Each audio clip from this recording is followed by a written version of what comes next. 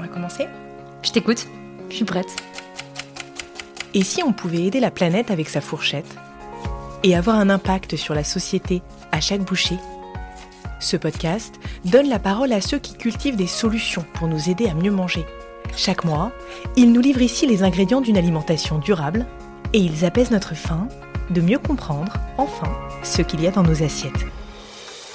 Bienvenue, je suis Julie Vanocelle et vous écoutez La Recette. La recette La recette de quoi, du bonheur ? Alors on parle bien d'une recette de cuisine. J'aimerais bien qu'on me donne la recette. La recette que j'essaye d'appliquer tous les jours. Alors j'en ai plein des recettes. Donc je vais vous donner la recette la plus simple.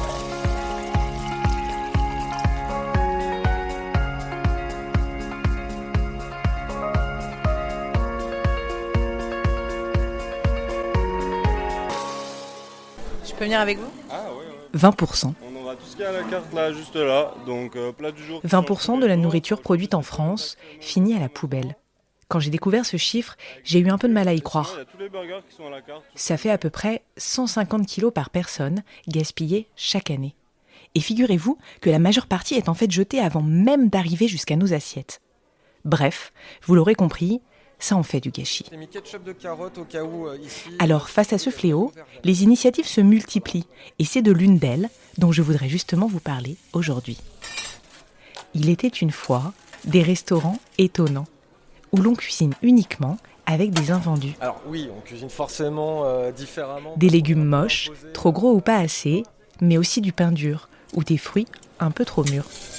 Cette aventure hors norme, mon invité Éric Petrotto l'a coécrit depuis 6 ans avec ses associés. Alors du coup, on est dans les cuisines. De Saint-Étienne à La Rochelle, en passant par Lyon, voici l'histoire de la fabuleuse cantine. Ça c'est marrant. Alors, comment sublimer des produits abîmés ? Peut-on vraiment allier gastronomique et éthique ? Et d'ailleurs, la cuisine anti-gaspi, qu'est-ce que ça change ? Je m'appelle Éric Petrotto et je suis le cofondateur de la fabuleuse cantine. Et on est en plein cœur des cuisines là, on est juste à côté de Thomas qui démarre aujourd'hui. Va falloir me suivre. Alors là, j'ai une polenta crémeuse au parmesan, je vais avoir du chou braisé et des petites noisettes torréfiées, voilà, avec un petit jus corsé histoire d'accompagner. Et l'option viande du coup, c'est si on la veut, ce sera la poitrine de porc confit. Alors tous les produits, ça reste au maximum à 80 km aux alentours, c'est du circuit court. Comme ça, les carottes qui sont pas calibrées, toutes rabougries, on les reprend en fait, ça permet d'éviter du gaspillage et voilà. Le but, c'est de recycler au maximum. Bonjour Éric. Bonjour. Éric, vous avez cofondé la Fabuleuse Cantine, un restaurant et traiteur où vous servez des plats anti-gaspi préparés à partir d'invendus. Une cuisine zéro déchet, née à Saint-Étienne et que vous essaimez désormais à Lyon, à La Rochelle et bientôt à Paris. Dites-moi Éric, qu'est-ce qui est le plus fabuleux dans cette aventure ? Le plus fabuleux, c'est de travailler sur les questions de résilience alimentaire et de revaloriser un territoire autour de ces questions d'alimentation durable. C'est de travailler au plus près des petites fermes, au plus près des éleveurs, des boulangers, des viticulteurs. C'est tout un écosystème qu'on connaît par ailleurs, mais qui, au fil des années, s'étiole, se fragilise, et de participer à redynamiser économiquement et dans une forme aussi sociale tout cet écosystème. Je crois que c'est ça qui est le plus fort dans le projet, en tout cas ce qu'on ressent de plus fort. Avant que vous m'en disiez un petit peu plus, est-ce que vous pouvez me raconter où avez-vous grandi et à quoi ressemblait la cuisine de votre enfance et en quoi peut-être cela a eu un impact sur ce que vous faites aujourd'hui ? Alors c'est marrant que vous me posiez cette question parce que j'ai eu des odeurs et des visions la nuit dernière de moments un peu particuliers autour de la cuisine. Et donc moi j'ai grandi à Rive-de-Gier, qui est une petite ville qui se trouve entre Saint-Étienne et Lyon, donc vraiment entre les deux, à la frontière de passer du département du 42, donc de la Loire vers le Rhône, le 69. Et ces moments de cuisine qui restent gravés en moi sont la cuisine italienne, parce que je suis d'origine sicilienne. Et ce dont les images qui me sont revenues hier soir, c'est une fois par an ce moment où on faisait nos bocaux de sauce. Donc vous recevez toutes les tomates pour faire vos bocaux pour l'année, mais pas pour l'année que pour une famille, quoi. Pour l'année, pour effectivement tous les enfants. Donc on était avec ma grand-mère, mon grand-père, mes oncles, mes tantes, et on faisait ça un coup chez eux, un coup chez nous, là où il y avait de la place, avec des grands tonneaux, où vous mettez du feu dessous parce qu'il faut pasteuriser ces bocaux. Et nous, on était les plus petits, on nous mettait vers les machines où on passait toutes les tomates pour faire le coulis. Ensuite, chaque dimanche, mais 2 fois par semaine souvent, il y avait la pasta à la sauce tomate, bolognaise ou pas, enfin toutes les déclinaisons de pâtes qu'on mangeait, et avec ces bocaux qu'on avait préparés. Donc ça avait aussi une autre saveur tout au long de l'année que d'ouvrir ces bocaux de sauce tomate. Quelle chance. J'adore les pâtes et la cuisine italienne. Et quel a été votre parcours ? Vous étiez où il y a 5 ans ? Et comment vous êtes arrivé sur cette voie de l'alimentation durable ? Alors moi, j'ai eu un parcours assez singulier. J'ai voulu et fait des études de gestion, de comptabilité. Mais c'était vraiment un choix depuis très longtemps. J'étais en 5e et je voulais faire de la compta, quoi. Et je voulais faire de la compta parce que je voulais comprendre comment marchait les bilans, les entreprises. Et donc j'ai fait mes études de comptabilité, j'ai fait de la musique très tôt, j'ai été musicien professionnel, j'ai racheté une entreprise de pompes funèbres que j'ai vendue il n'y a pas longtemps. Donc en fait j'ai eu une espèce de rapport à ce qu'est la vie, la fragilité, qui à mon avis est singulière. D'avoir travaillé dans ce domaine un peu particulier mais qui est passionnant, ça m'a amené une sorte d'empathie, en tout cas d'une analyse de l'être humain, qui est différente, je pense, parce que là, vous avez une sorte de rapport avec, effectivement, la vie, les gens, qui est inexplicable. Et donc, j'ai toujours créé des entreprises. Donc, je n'ai jamais travaillé pour quelqu'un, j'ai toujours créé des choses, moi. Donc, un parcours très atypique, de la comptabilité aux pompes funèbres, à la musique, à l'alimentation. Exactement. C'est incroyable. Je ne sais pas si c'est incroyable, chacun a son parcours de vie, mais c'est vrai que ça, c'est le mien. Bon, j'en parle pas souvent, en fait, de ce côté un peu pompe funèbre. Et moi, je sais que j'y pense hyper souvent. C'est quelque chose qui aura construit ma vie, quoi, et mon mental. Le fil rouge de votre parcours, c'est l'entrepreneuriat. On peut dire ça, oui. Je crois. Comment est né le fabuleux projet de la fabuleuse cantine ? Comment vous avez eu cette idée comment est né le concept ? En ayant évolué pendant 10 ans dans un domaine artistique et musical, on est souvent dans des lieux tiers, pour pas les appeler des tiers-lieux. Et en fait, il y a des temps sacrés dans ces lieux de création. C'est autour d'une table, et pas d'une table de mixage. Et donc, chacun son tour, on prépare des choses, et on partage des moments. Et donc, j'ai eu la chance de pouvoir évoluer dans un lieu comme celui-là, qui se trouve pas très loin de Saint-Étienne. Et c'est là-bas que j'ai rencontré les cofondateurs, en fait, de la fabuleuse cantine. Julien Morel, plasticien, et puis Boris Fontimpe, plasticien et cuisinier émérite, qui a fait un peu le tour du monde et qui est juste un peu passionné par la cuisine. C'est assez important quand on veut monter un projet tel que celui-là. Et donc c'est avec cette équipe qu'on a, en gros, on a essayé plein de choses. On s'est dit qu'on allait cuisiner tous ensemble, que ça allait être, je me souviens, la première baseline, le sous-titre de la fabuleuse cantine, c'était le quartier ouvre sa table. Et donc ça, c'était une sorte de première tentative. Dans la deuxième tentative, c'est de se dire, plus de 33% de production mondiale gaspillée, 20 tonnes par minute en France. C'est quand même insupportable, les chiffres qui concernent le gaspillage alimentaire. Et on a essayé plein de choses jusqu'à trouver le modèle de cuisine créative à base d'invendus rachetés. J'insiste là-dessus parce que quand je vous parlais d'écosystème, qu'on revalorisait le territoire, c'est qu'on réinjecte de l'économie effectivement auprès de tous ces maraîchers. Donc c'est des fruits et des légumes bio ou agriculture raisonnée, donc avec une qualité nutritive, une qualité indiscutable de départ, qu'on rachète à bas coût et qu'on transforme en cuisine créative. Et c'est comme ça qu'est née la fabuleuse cantine. Et alors justement, vous venez nous expliquer un petit peu le concept de la fabuleuse cantine. Concrètement, comment vous faites ? Comment ça marche ? Vous allez chercher des matières premières où ? Racontez-moi un petit peu, vous nous avez dit, vous les rachetez à qui ? Racontez-nous. On a tout un processus... c'est de l'économie circulaire. Donc, on a en fait un grand item qui est le sourcing, un autre item qui est la création. Ensuite, vous avez la production et vous avez la diffusion. Le sourcing, c'est là où, effectivement, on revalorise le territoire avec ses acteurs et tout un écosystème. C'est les petites fermes. Donc, vous avez autour d'un rayon où on se donne entre 80 km et 150 km. On ne dépasse jamais ce rayon-là. on va voir toutes les petites fermes. Et donc, il y a toujours des problèmes d'invendus, en fait. Il y a des problèmes de surproduction, il y a des problèmes de calibrage, il y a des problèmes, en fait, où tout un tas de choses produites de qualité ne trouvent pas un écho dans l'économie réelle. Et donc là, vous avez plein de choses à racheter, mais vous ne choisissez pas. Vous n'êtes pas en train de calibrer par rapport à un menu, à une carte que vous avez faite. Vous construirez après, effectivement, ce que vous cuisinerez avec les volumes rachetés. Et donc vous avez ces fermes, mais vous avez aussi les boulangers. Alors avec les boulangers bio, là on a une vraie problématique aussi pareil de gaspillage. Donc il y a pas mal d'initiatives en France d'ailleurs très intéressantes pour traiter ce pain dur. Mais nous, on le récupère, on en fait notre propre farine. Et on retravaille avec le boulanger où on a récupéré le pain dur pour faire tous nos pains en fait. Et même le pain de notre burger qui s'appelle le Super Waste. Donc voilà, entre les boulangers, les viticulteurs, les éleveurs, les maraîchers, vous avez 150 partenaires comme ça. Nous, on travaille avec eux pour leur faire une petite boucle, ils passent par chez nous et on rachète tout ça.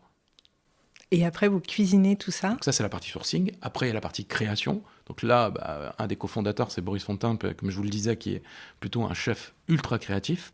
Et ensuite, il y a la production. Donc la production, elle se fait soit dans nos lieux, dans nos tiers-lieux nourriciers, où on a une cuisine bien évidemment professionnelle, soit dans notre conserverie de territoire.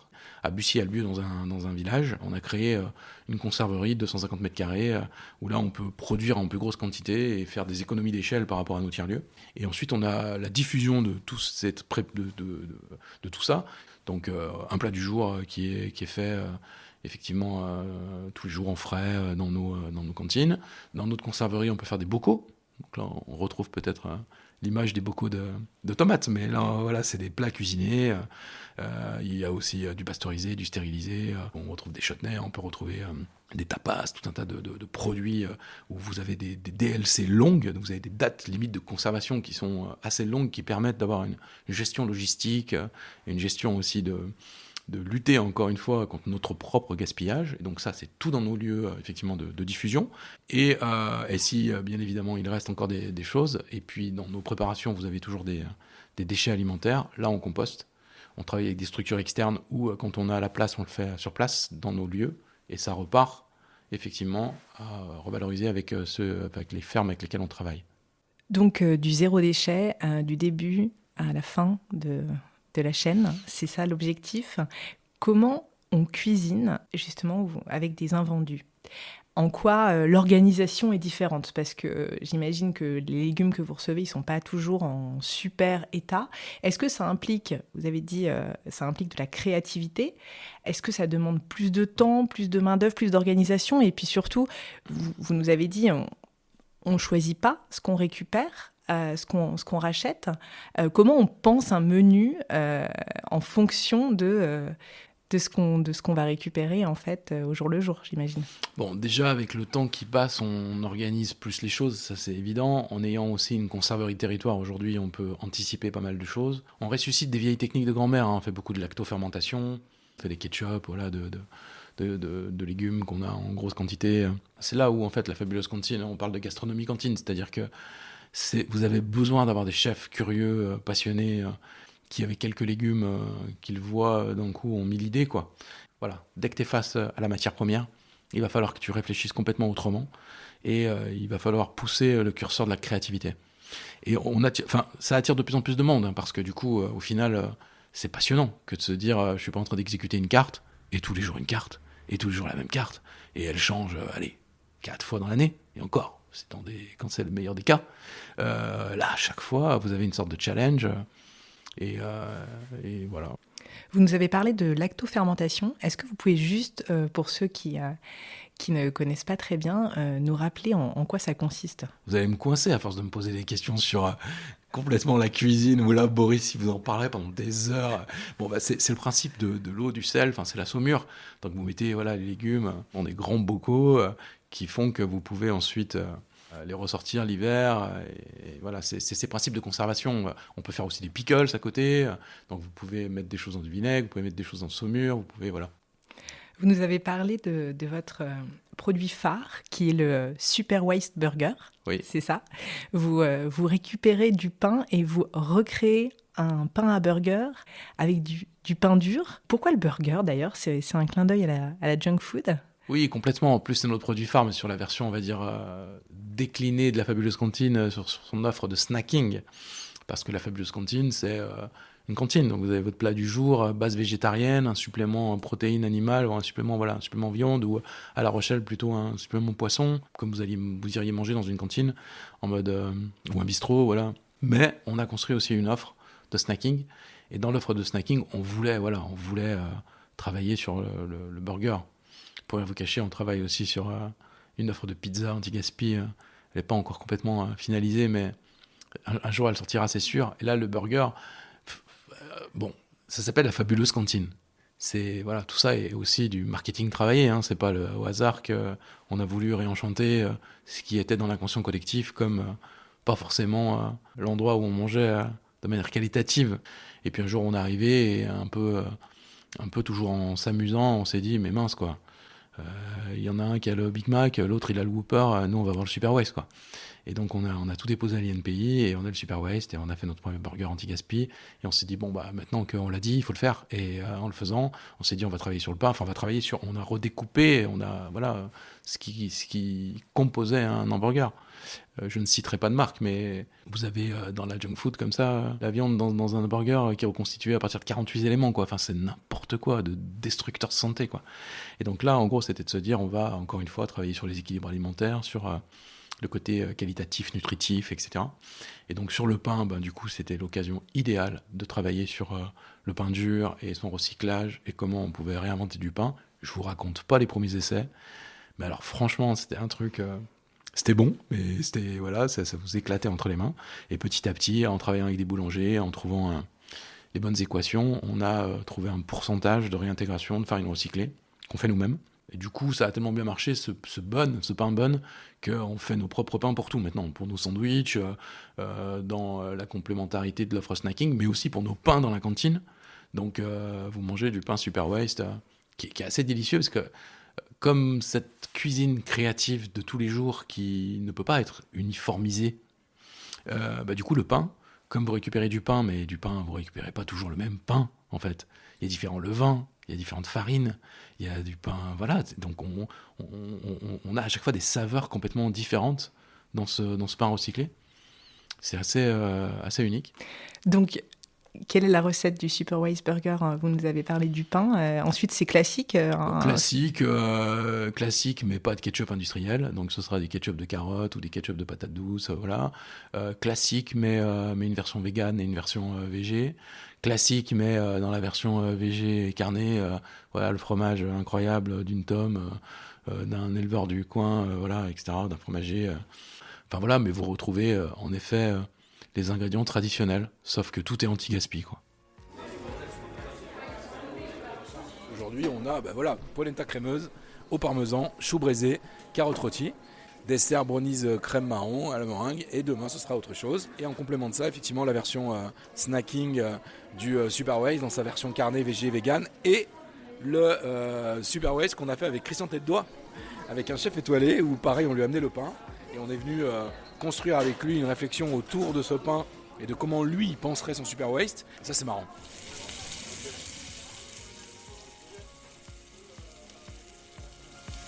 L'enjeu auquel vous vous attaquez, l'enjeu du gaspillage alimentaire, il est colossal. 1/3 de la nourriture que nous produisons dans le monde finit à la poubelle. Si le gaspillage alimentaire était un pays, ce serait le 3e plus gros pollueur du monde. En France, vous l'avez dit, ce sont chaque minute 20 tonnes d'aliments qui sont jetés. Et tout ça, ça nous coûte 16 milliards d'euros par an en France. Comment c'est possible ? Et surtout, comment on fait pour changer ça ? Qu'est-ce qui nous manque aujourd'hui en France ? Vous avez la fabuleuse cantine, mais comment on peut, à grande échelle, réduire le gaspillage alimentaire ? Pourquoi en France, on en est encore là ? C'est encore une fois une histoire d'état d'esprit, à mon avis. C'est-à-dire, on doit changer les usages. C'est souvent juste ça, en fait, qu'il faut faire. Changer les usages. Si vous voulez réduire le gaspillage alimentaire dans les cantines scolaires, vous changez les usages et vous pouvez réduire de 30 ou 40% le gaspillage, sans forcément y mettre de la technologie. C'est-à-dire juste en changeant les usages. Je sais qu'on a eu, nous, une expérience personnelle on est l'offre de restauration de l'auditorium de Lyon. Et on est très fiers. On est invité dans un lieu culturel, emblématique. Voilà, c'est un lieu magique. On a changé les usages en arrivant. C'est-à-dire qu'on est arrivé avec nos bocaux, on est arrivé avec des fours micro-ondes, on est arrivé avec un changement d'usage et de comportement. Donc on a poussé à ce que, effectivement, la personne en face qui était cliente, qui fait biper sa CB sur votre TPE, doive aussi changer sur l'expérience qu'elle avait à vivre pour venir se restaurer, effectivement, dans ce lieu. Et ça gratte un petit peu au départ, et maintenant, en fait, c'est hyper efficient. Et donc, comment on va dire à un industriel qu'on n'est plus d'accord ? On n'achète plus, en fait. On n'est plus d'accord avec ça. Soit il change, soit on n'achète pas. Du coup, ça va le faire plier. Et donc, inexorablement, on va égratigner pour arriver vers plus d'efficience. Ça se fait pas du jour au lendemain, c'est-à-dire que c'est un changement d'usage complet de l'écosystème. Comme il va falloir inexorablement décarboner la planète. Donc, c'est aussi tout un tas de changements dans l'énergie, comment il va falloir aussi préserver de l'eau. En tout cas, voilà, sauf si tout ce qu'on lit est faux, je crois qu'entre 2 et 3 degrés, c'est ce qu'on devrait subir. Donc, après, la clé, c'est soit partir, soit vivre dans des bulles climatisées, ou soit trouver toutes les clés qui permettent de ne pas atteindre ce gap destructeur. Et je trouve que, en tout cas, l'économie bleue est une des clés.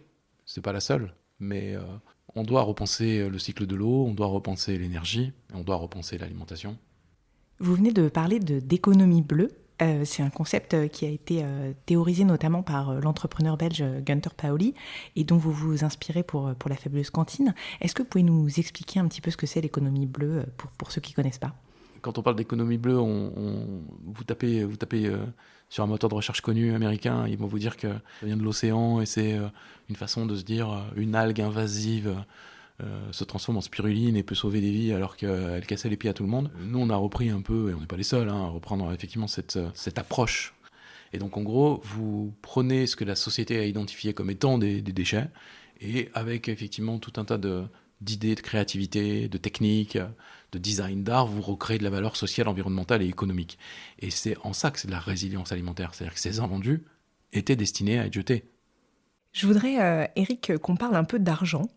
Car dans le projet de la fabuleuse cantine, vous n'avez pas oublié le volet social et vous avez pensé la fabuleuse cantine comme un lieu accessible à tous.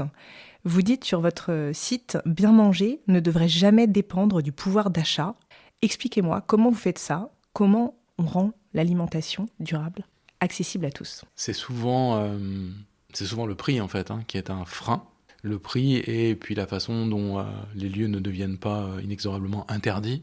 Parce que d'un coup, on s'interdit de rentrer quelque part parce qu'on a l'impression qu'on n'y est pas le bienvenu, pour plein de raisons qui sont d'ordre psychologique ou peut-être ce que le lieu renvoie pour auto-interdire à quelqu'un de rentrer, quoi. Donc le prix est un frein, et puis la façon dont vous ouvrez et vous rendez poreux vos murs.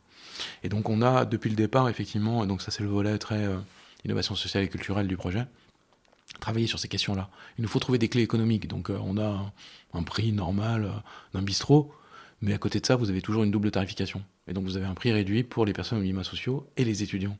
Et donc on a monté un fonds de dotation qui s'appelle la Fabuleuse Expérience. Et on a des associations qui sont adossées à nos fabuleuses cantines. Et du coup, avec l'association et le fonds de dotation, ça nous permet d'aller voir des entreprises, des fondations, et d'aller comme ça venir récupérer l'argent qui permet de nourrir tous les projets d'innovation sociale. Donc on peut faire des repas solidaires, on peut avoir à accueillir des bénévoles, on peut accueillir des services civiques. On a un exemple là, assez récent, enfin moi c'est toujours des choses qui me touchent, c'est d'aller manger dans une fabuleuse cantine et de voir ce melting pot de gens, quoi. Ça, je trouve ça fou. On organise des brunchs tous les dimanches, des brunchs musicaux. Et c'était il y a quelques semaines, on a travaillé avec une structure qui s'appelle Prism, qui travaille avec des personnes qui sont dans des situations d'handicap, où on leur a ouvert le lieu, les cuisines, et du coup, il y a eu un brunch spécial avec effectivement toute cette communauté. Et en fait, ceux qui venaient habituellement au brunch, du coup, sont venus aussi. Et donc, ça crée des mélanges comme ça qui sont super chouettes, quoi. Donc, il faudrait qu'on en fasse plus. C'est comme ça qu'on vient effectivement bousculer ce côté effectivement de se dire comment on rend plus accessible cette alimentation durable. Et le public adhère, ça fonctionne, c'est ce que vous nous avez dit. Là, vous allez vous développer, vous êtes en train d'essaimer la fabuleuse cantine. À quoi ressemblera la fabuleuse cantine dans 5 ans ? Alors, c'est en 2028. C'est assez marrant parce que je suis en train de travailler là sur mes slides qui vont préparer la levée de fonds numéro 3 du projet. Et donc en 2028, on s'est dit que les 150 km de rayon qu'on avait posés en Auvergne-Rhône-Alpes, on en poserait un autre dans le Lot, on en poserait un autre du côté de La Rochelle où on a déjà une fabuleuse cantine mais on n'a pas de conserverie de territoire et son offre de traiteur anti-gaspi. On en posera une autre en Ile-de-France et une autre en Bretagne. Et donc on aurait comme ça... Voilà, quelques dizaines de fabuleuses cantines et 5 conserveries de territoire avec toute cette offre. Ça, c'est 2028. Et puis, on a été lauréat il y a quelques semaines d'un projet assez fou. Mais fou parce que quand je suis arrivé, ça fait 5 ans que maintenant je suis lyonnais. Et quand je suis arrivé à Lyon, j'allais souvent, et je vais encore souvent, au parc de la Tête d'Or avec mes enfants. Le parc de la Tête d'Or, quoi, à Lyon. Et en fait, je passais tout le temps devant une sorte de bâtiment abandonné. Et je me disais, mais c'est pas possible, quoi. Il faut qu'à un moment donné, on fasse une fabuleuse cantine dans ce parc-là. Et en fait, la mairie, l'année dernière, a déposé un appel à manifestation d'intérêt, donc en gros, à challenger des projets pour se dire, voilà, qui aurait une idée pour faire quelque chose autour de valeurs fortes écologiques dans ce lieu qui s'appelle le chalet du parc de la Tête d'Or. Et en fait, avec un consortium, avec des partenaires lyonnais et un partenaire parisien assez emblématique, c'est Yann Arthus Bertrand, la fondation Good Planet, on a répondu à l'AMI, à l'appel à manifestation d'intérêt, et on l'a gagné. Et donc vous viendrez vivre une expérience, voilà, fabuleuse au chalet du parc de la Tête d'Or en 2025. C'est ambitieux, mais plein de projets. Qu'est-ce qui vous a le plus marqué depuis que vous travaillez dans le secteur de l'alimentation ? Est-ce qu'il y a quelque chose qui vous vient à l'esprit ? Bon, ce qui m'a plus marqué, c'est quand j'ai découvert ces chiffres absurdes, en fait, de gaspillage. Ça m'a marqué. L'autre point qui m'a marqué, c'est une anecdote de là où on a prototypé à Saint-Étienne la fabuleuse cantine, parce qu'on l'a prototypé dans un lieu éphémère, et aujourd'hui, on est dans notre lieu définitif. Et un jour, je vois arriver une maman, elle ressemblait à une maman avec son enfant, quoi, qui devait avoir, je sais pas, 13 ans ou 14 ans, et qui mange et qui reste. Et moi, j'aime bien aller parler aux gens quand je suis à la cantine, par curiosité. Puis, je trouve ça chouette, quoi, d'aller voir, pourquoi vous êtes là, d'où vous venez, etc. Et la maman me dit... Écoutez, je suis avec mon fils, et il est très inquiet, et du coup, je lui ai permis de faire une année de césure. Donc je l'accompagne, et il a pris une carte de France, et il a fait des croix sur X initiatives, donc on les visite. Et donc dans la croix, vous y étiez. Et donc c'est pour ça qu'on est là aujourd'hui, et il venait du Nord. Et donc on était en 2018, je crois, donc le projet il avait 1 an, quoi. Donc je me suis dit, mais la curiosité de ce gamin, forcément ça viendra d'eux. Et en fait, d'être au cœur de ça, quoi. C'était hyper touchant. J'en ai encore les frissons en parlant, parce que je me dis, mais ça, c'est dingue, quoi. Parce que vous vous dites que, en fait, vous essayez de faire des choses avec du sens, et là vous l'avez en face de vous, quoi. Donc ça, c'était un moment de générosité. Je me rappellerai tout le temps, je pense, de ce moment-là. Ça, c'était chouette, ouais. J'allais vous demander, Eric, qu'est-ce qui vous rend le plus fier aujourd'hui ? Mais je crois que vous avez déjà un petit peu répondu, mais qu'est-ce qui vous rend le plus fier aujourd'hui, Eric ? Alors, ce qui me rend le plus fier, c'est l'équipe de la fabuleuse cantine. Si on prend toutes les fabuleuses, on est une 50aine. En fait, ce projet attire beaucoup de jeunesse. Vous vous retrouvez comme ça à avoir des gens qui sont complètement embarqués par le concept, par le fait d'être fier de lutter contre le gaspillage alimentaire. C'est vraiment palpable. Ça me rend vraiment très fier. Et d'ailleurs, on a une vraie réflexion depuis le début. Et là, c'est un peu technique parce que c'est table de capitalisation et la façon dont on ouvre le capital dans notre structure mère, mais en fait on l'ouvre à tous nos partenaires et tous nos associés, et ça c'est assez génial parce qu'ils peuvent rentrer dans le capital, et donc on partage comme ça la valeur créée, voilà, avec tous les salariés qui le désirent. On n'est pas les seuls à faire ça, mais encore une fois c'est une approche d'entreprise innovante, c'est une approche qui permettra de polliniser plus fort et d'avoir une communauté qui déploie une énergie considérable, plus que la normale. Et on a besoin de ça, pour le coup. Eric, ce podcast s'appelle La Recette. Quelle est la recette que vous voudriez nous donner aujourd'hui, ou peut-être que vous auriez aimé qu'on vous donne ? Alors, je ne vais pas parler cuisine, je vais parler d'entrepreneuriat. Et en fait, j'aurais aimé comprendre plus tôt que l'argent n'est qu'un moyen, et qu'il ne faut absolument pas en avoir peur. Il faut prendre ses idées et ce qui change le monde, et tout pousser. Et ne pas avoir peur de ce moyen qui souvent est un frein, alors que c'est si dommage que ça, parce que pour le coup, et là je finirai par rapport à mon premier métier, ça sert pas à grand-chose quand vous disparaissez, cet argent. Donc l'argent est un outil et pas une finalité, c'est ça votre recette. Oui, vous pouvez faire de l'innovation sociale, vous pouvez faire de l'économie sociale et solidaire, vous pouvez bousculer des projets avec énormément de sens. Et je crois qu'on se met un peu trop de freins quand on essaye de faire les choses différemment, où on replace l'humain. Je crois que souvent et beaucoup ont peur de l'argent. Et je trouve que c'est un problème en fait, d'avoir peur de l'argent. On ne doit pas avoir peur de ce truc en fait. Merci beaucoup Eric. Merci. Et bonne continuation dans toutes vos fabuleuses cantines. Merci pour votre écoute. La recette est un podcast indépendant, alors si vous voulez le soutenir, n'hésitez pas à laisser un commentaire ou à vous abonner sur votre plateforme d'écoute préférée pour être notifié des prochains épisodes. Et surtout, si vous avez aimé celui-ci, parlez-en autour de vous, cela permettra de faire connaître le podcast. Merci.